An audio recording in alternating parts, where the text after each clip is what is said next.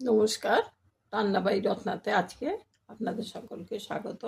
আজকে আমি একটু ওই লক্ষ্মী পুজোর দিন রাধাবল্লভী করেছিলাম। অনেকই রান্না হয়েছিল, সেসব তো আলাদা, কিন্তু এই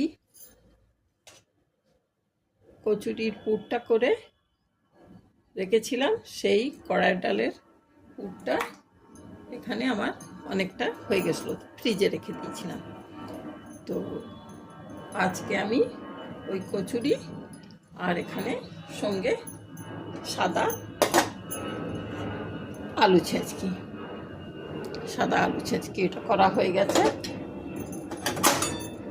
এখানে তেল চাপিয়ে দিয়েছি, এর মধ্যে একটু আমি ঘি দিয়ে দেব।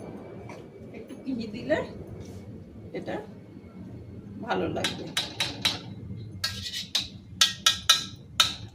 এর মধ্যে একটু ঘি দিয়ে দিই। এই জলখাবারে এখন হবে, আর জলখাবার বলুন, ছেলেরা কাজে বেরোবে বলুন, যা হোক এই খেয়ে বেরোবে। একেবারে সকালবেলা বেরোলে তখন এসব জলখাবার খেয়ে বেরোতে চায় না। আজকে একটু বেলা হচ্ছে, কাল তো পর্যন্ত ছুটি ছিল, আজকে একটু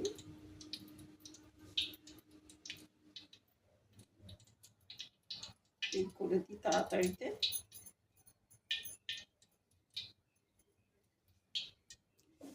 লেচি করে করে বেশ বড় বড় করে করব। তেলটা গরম হয়ে গেছে, এবারে আমি একটু বেলি।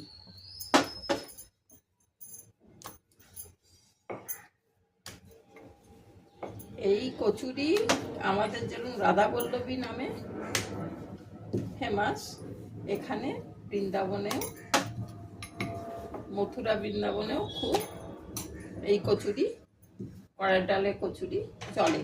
কিন্তু আমরা যখন যে এইটাকে ভাজি, পুরটাকে আমরা একটু ভেজে নিই, ওরা কিন্তু ভাজে না। ওই কাঁচা ডালটাকে বেটে ওর মধ্যে সব মশলা, হিং টিং দিয়ে, লঙ্কা গুঁড়ো, এর গুঁড়ো দিয়ে খুব ভালো করে করে। শ্রী রাধার নাকি খুব প্রিয় ছিল এই কচুরি, কড়াই ডালের কচুরি।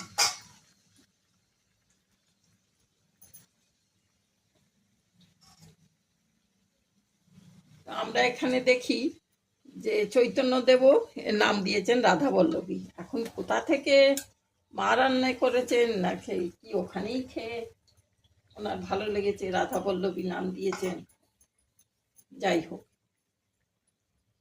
সে এখন হিস্ট্রি কেউ বলতে পারবে না, আমি নিজে মনে হচ্ছে। তো ওরা আটাটার মধ্যে একটু কড়াইয়ের ডালও মাখার সময় মিশিয়ে দেয়। তো আমিও আজকে একটু কড়াইয়ের ডাল আটাতে মিশিয়ে দিয়েছি। আর যেরকম আমাদের আদা, মৌরি,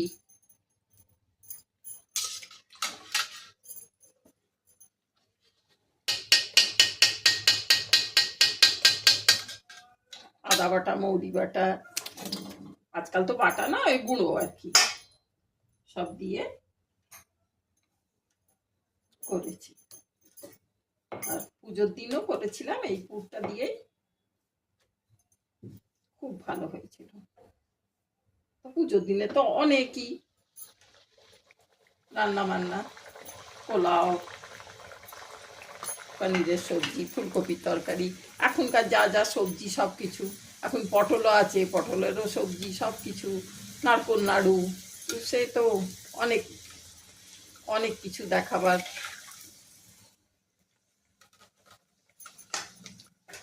জন্যে আছে। সে তো আগে আগেও দেখিয়েছি।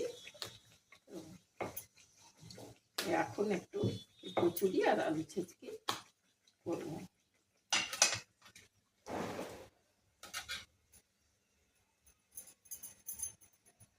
রাধার যা ভালো লাগতো শ্রীকৃষ্ণেরও তাই ভালো লাগে। এটা খুব ওখানে খুব চল আছে এই কচুরি। এদিকে দোকানে অত কড়াই ডালে কচুরি করে না। এটা বৃন্দাবন, মথুরা বৃন্দাবনের ফেমাস।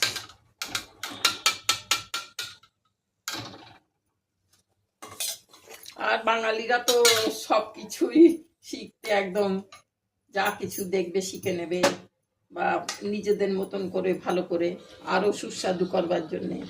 এই ওরা যেমন কাঁচা ডালটাকেই ভেতরে পুড়ে, কিন্তু রান্না হয়ে গেল তো হয়ে গেল, কিন্তু এটাকে আমরা খুব ভালো করে ভাজি, একদম কড়া থেকে উঠে যাবে, তখনই বুঝবো যে এটা ভাজাটা হয়ে গেল। আর আটার সঙ্গে দিয়ে দিয়েছি বলে দেখুন একটু দিদির মতন, একটু কড়কড়ের মতন হবে।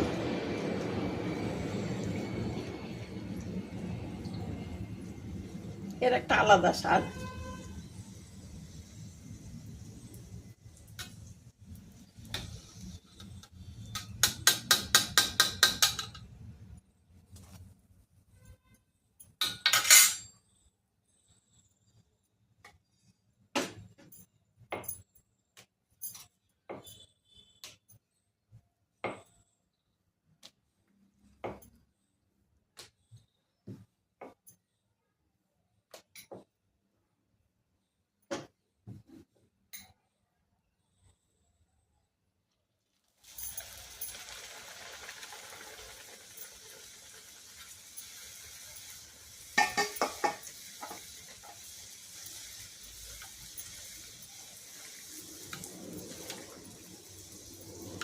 ফুললে খুব ভালো লাগে, সব টোপ টোপ হয়ে ফুলে যায়।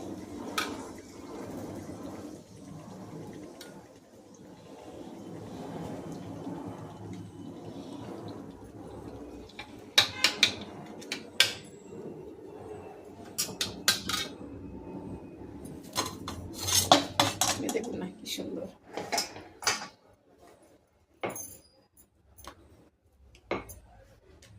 এই আপনাদের একটু দেখিয়ে দিই কটা করে, পুরোটা দেখাবো না, করবো না।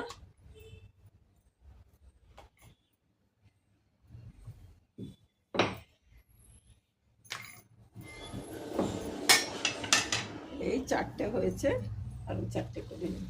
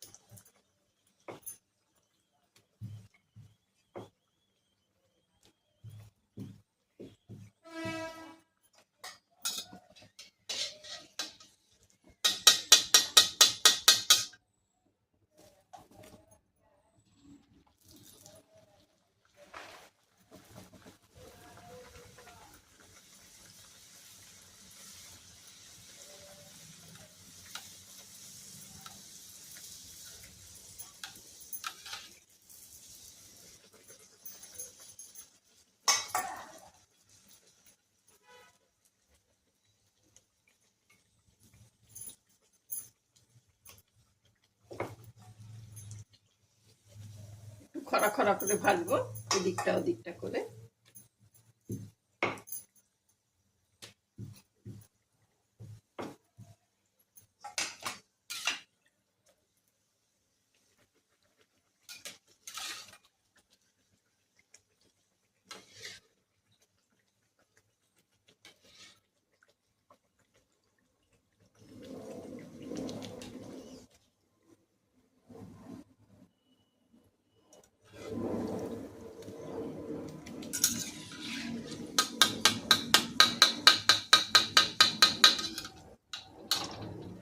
এই হয়ে গেল, এটা ভেজে।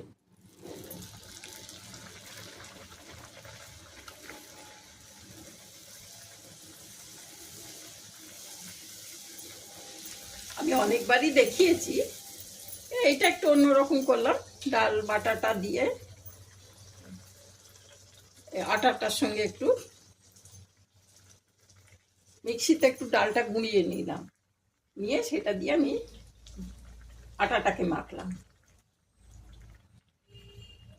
আর ওর মধ্যেও ডাল বাটার মশলা দিয়ে করে দিলাম।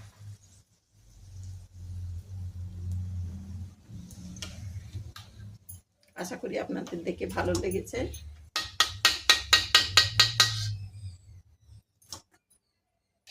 তাহলে আজকে এখানেই রাখছি। আপনারা সব ভালো থাকবেন। ঠিক আছে, এতটা করলাম এখন।